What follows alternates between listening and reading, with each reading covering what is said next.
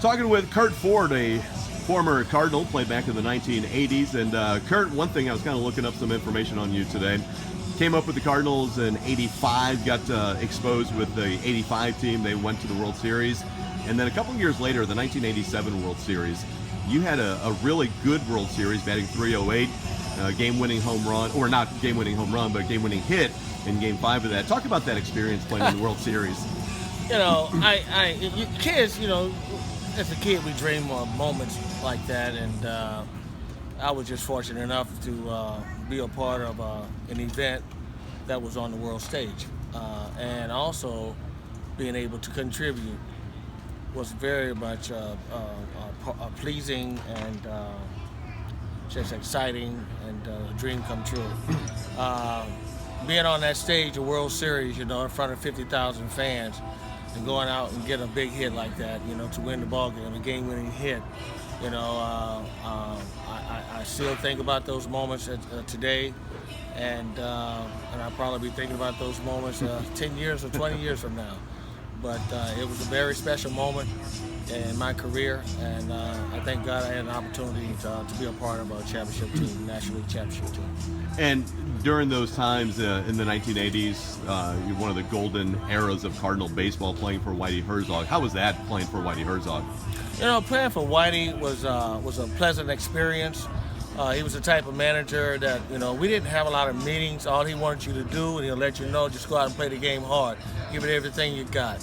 And Whitey had the type of players that didn't have a problem with that, because it was a part of us, because coming up through the organization, I was on a few championship teams there, and we were already programmed to go out and give it all. But when you go in a situation, you see guys like Ozzie and Tommy Herr and those guys, you know, out there working hard, putting in extra work. And as a young ball player, you come up, you see that, you know, it just makes you want to work harder. You know, they led by example, and they, you know, made a big influence on the younger players like myself. You're out here with the River City Rascals tonight, you know, minor league ball here. What were your days in the minor leagues like? Well, long bus rides, you know, long bus rides. That was the most painful one, you know, just 15, 18-hour bus rides. That's back then were not easy. The travel, as you got higher up, you know, you start flying like AAA, which got a little bit better, a lot better actually, but the pay was, at the beginning, was not, you know, up to par. But once you are able to get on the 40-man roster, you know, things got a lot better as far as that concerned to pay.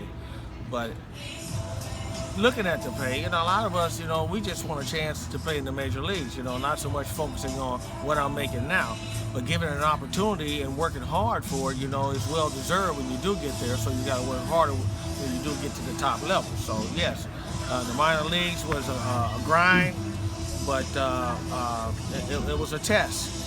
It was a test. You know, you could either fall to the wayside or keep pushing, because truly you're not going to do well all the time. So it's what you do when you are faced with failure. What are you going to do? Lose your confidence, or are you going to just bust your tail and work harder and keep focusing on your goal? We were talking, you've done a little bit of managing since your playing days. What keeps you busy today?